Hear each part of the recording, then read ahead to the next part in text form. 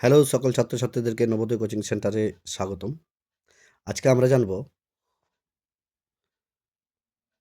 ৩ দ্বারা বিভাজ্য যে সকল সংখ্যা, ৩ দ্বারা বিভাজ্যের নিয়মটা।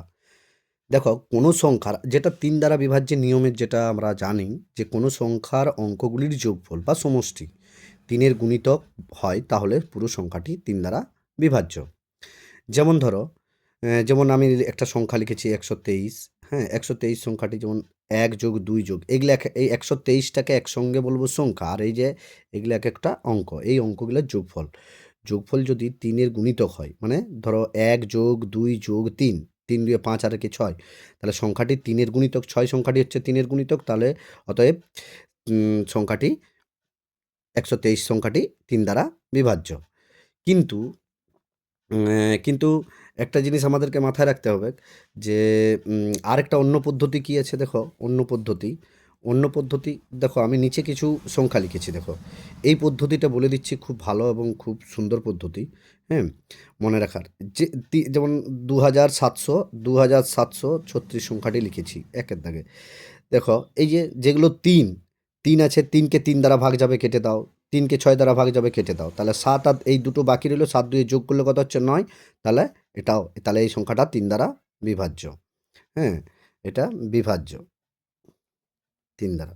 আচ্ছা, নেক্সট দেখো পরের যে সংখ্যাটা দেওয়া আছে ৫,১৩০, ৫ আর একে ৩টা আগেই কেটে দাও, হ্যাঁ? ৩ তো, আর ৫ আর একে যোগ করলে ৬, আর ০ তো এমনিতেই হবে, তাহলে দেখো ৩, এটাও ৩ দ্বারা বিভাজ্য, এটাও ৩ দ্বারা বিভাজ্য।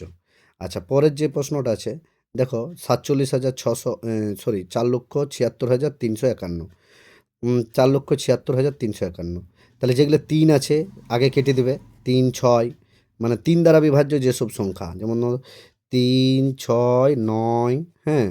এইগুলা যদি থাকে, তাহলে মানে ৩ এর গুণিতক আর যেগুলো থাকবে, মানে নামতা যেটা, তাহলে ৩, ৬ ৩ দ্বারা ভাগ, ৫ আর একে যোগ করলে ৬ হয়, এটাও কেটে যাচ্ছে। ৭ ৪-এ যোগ করলে ১১ হয়, ৭ ৪-এ যোগ করলে ১১ হয়। তার মানে এটা বিভাজ্য নয়, বিভাজ্য নয়। কারণ এটা এই যে ৭ আর ৪-এ যোগ করলে ১১, ১১ হচ্ছে ৩ এর গুণিতক নয়, তার জন্যে এটা বিভাজ্য নয়। বুঝতে পেরেছো সবাই আশা করি? পরের যে ইয়েটা আছে দেখো, পরের যে ৯,৩২,৬২১, এই যে সংখ্যাটা ৯৩,৬২১, এই সংখ্যাটা দেখো আমি কি বলেছি, কি ৩, ৬, ৯ থাকলে তাহলে ৯ কেটে দাও, ৩ কেটে দাও, ৬ কেটে দাও, এগুলো চলে ২ আর একে যোগ করলে ৩, এটা বিভাজ্য। তাহলে দুটো রকম পদ্ধতি বলে দিলাম, দুটো রকম পদ্ধতি বলে দিলাম।